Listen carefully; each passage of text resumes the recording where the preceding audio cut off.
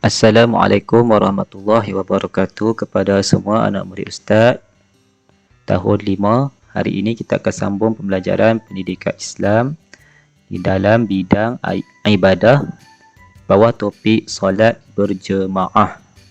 Solat berjemaah membentuk kekuatan ummah. Okey, baik. Kita terus kepada apa itu solat berjemaah.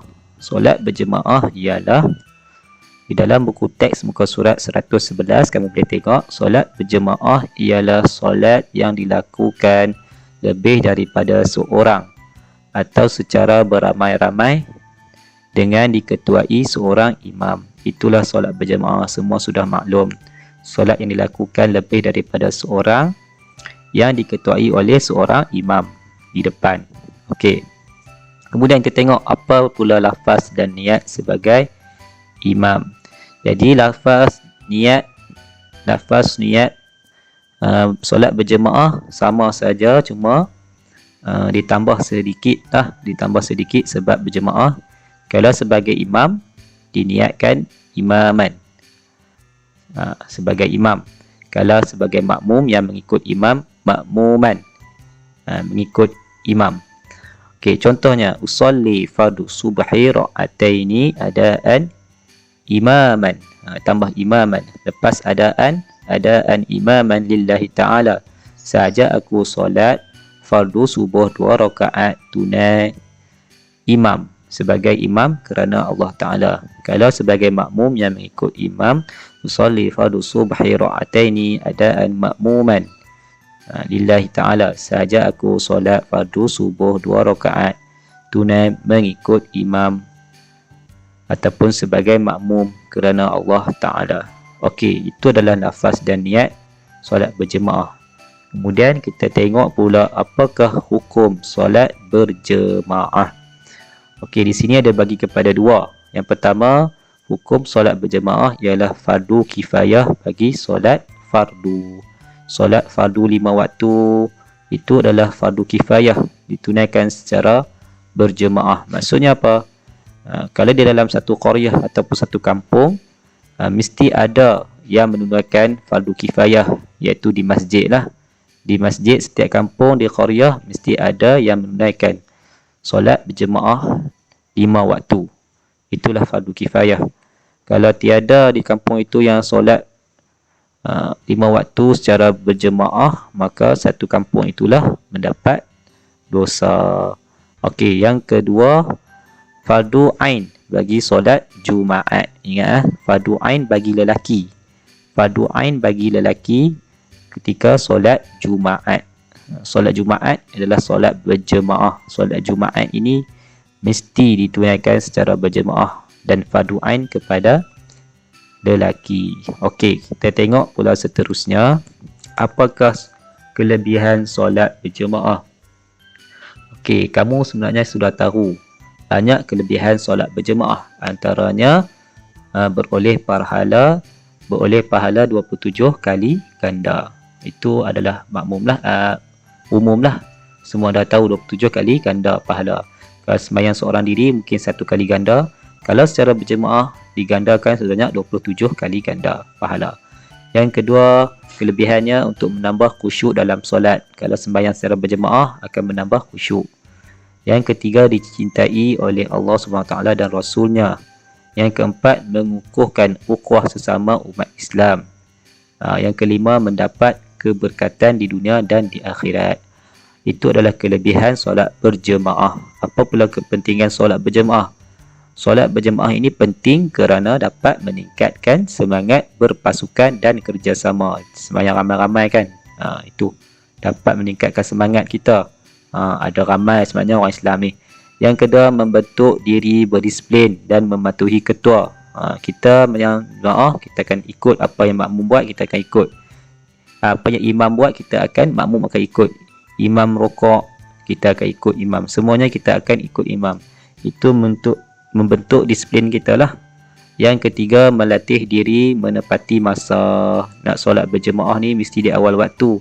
Jadi kita kena atur masa bagi elok. Itu melatih diri menepati masa. Yang keempat, menambah rasa kasih sayang dan hormat menghormati tanpa mengira darjat. Tak kiralah kerja apa pun, semuanya pergi masjid sembahyang berjemaah.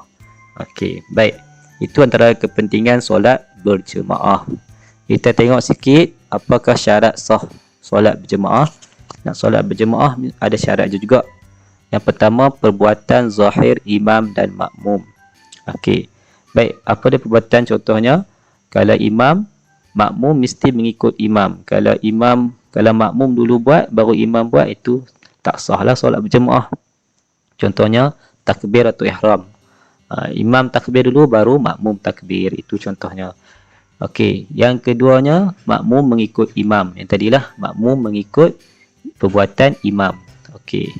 Yang ketiga, makmum mengetahui pergerakan imam. Imam buat apa, makmum tahu. Okey, itu maksudnya syarat sah. Kalau makmum tak tahu apa imam buat, itu tidak sah lah. Yang keempat, makmum dan imam berhimpun dalam satu tempat tanpa berpisah. Maksudnya dua-dua tu dalam masjid contoh, ataupun dalam surau. Kalau imam dekat masjid, makmum dekat rumah, itu tak sah lah. Okey, yang kelima, makmum tidak tertinggal daripada mengikut pergerakan imam sebanyak 2 rukun tanpa keuzuran, atau 3 rukun panjang dengan keuzuran. Ini kena tahulah rukun solat itu. Kiralah contohnya macam imam sudah pun masuk rakaat kedua dah, makmum duduk rakaat pertama lagi, dah tertinggal banyak rukun dah tu, bagi batal lah solat berjemaah itu. Okey, yang keenam, perbuatan sunat makmum dan imam tidak bercanggah secara ketara kecuali kunut. Okey, ini susah sikit lah kalau kamu nak faham. Okey, tak apa. Yang lain tu kamu kena faham lah. Makmum berniat mengikut imam. Mesti niat ikut imam. Yang ke-8, makmum yakin solat imam sah. Kena yakin imam tu sah solat dia. Tapi kalau nampak imam tu tak sah, contohnya dekat kaki imam tu ada tek cicak, contohnya memang batal solat lah. Jadi tak sah lah ikut imam tu. Okey, yang ke-9, solat imam bukan dalam kategori solat yang wajib diulang. Maksudnya solat imam ni bukan dalam kategori solat yang wajib diulang. Contohnya solat wajib diulang ni, kalau solat batal lah, kena wajib ulang lah. Jadi nak ikut imam tu, kalau kamu batal sekali tak apalah. Contohnya nombor 10, meratib imam dari sudut jantina tidak kurang daripada makmum. Contohnya imam mestilah lelaki. Kalau wanita nak jadi imam lelaki, tidak boleh. Tapi kalau wanita nak jadi imam kepada wanita, tidak ada masalah. Imam mestilah lelaki. Okey, yang ke-11, imam tidak ummi ataupun tidak buta huruf, sedangkan makmum pula baik bacaannya. Jadi nak sah solat berjemaah, mestilah imam itu tidak ummi. Maksudnya pandai membaca surah-surah semua betul. Okey, itu maksudnya. Yang ke-12, imam yang diikuti tidak mengikut imam lain. Imam yang kita ikut tu dia tidak bermakmumkan kepada imam yang lain. Itu antara contoh-contoh syarat sah solat berjemaah. Okey, ini ada tambahan sajalah. Jadi yang Ustaz nak kamu tengok di sini adalah sikit lagi tata cara kedudukan solat berjemaah. Ini antara contoh kedudukan solat berjemaah. Kalau seorang lelaki dengan seorang lelaki, di sebelah belakang sikit, sebelah kanan belakang sikit makmum. Kalau lelaki dengan seorang perempuan, perempuan di belakang. Kalau perempuan dengan perempuan semua, ada seorang perempuan jadi imam, perempuan lain yang makmum tu berdiri di belakang sikit. Okey. Kalau lelaki beramai-ramai, nampak gambar sini, lelaki imam seorang, ramai-ramai, lelaki yang belakang makmum, kedudukannya macam ni. Kalau lelaki kemudian ramai lelaki, imam lelaki, makmum lelaki ramai, makmum perempuan pun ramai, macam ni. Perempuan mesti belakang sekali. Kalau lelaki, kemudian lelaki dewasa, kemudian lelaki kanak-kanak lelaki dan perempuan dewasa, kedudukannya macam mana? Imam di depan sekali, lepas imam tu kedudukan lelaki dewasa, kemudian belakang tu adalah kanak-kanak, belakang sekali adalah perempuan dewasa. Itu adalah contoh kedudukan makmum dan imam. Okey, baik, jadi Ustaz harap kamu fahamlah apa yang pelajaran pada hari ini. Jadi Ustaz nak kamu kemudian jawab soalan kuis yang Ustaz sediakan, jawab dengan betul dan berhati-hati. Okey, teruskan usaha kamu. Semoga berjaya, jaga diri baik-baik. Assalamualaikum warahmatullahi wabarakatuh.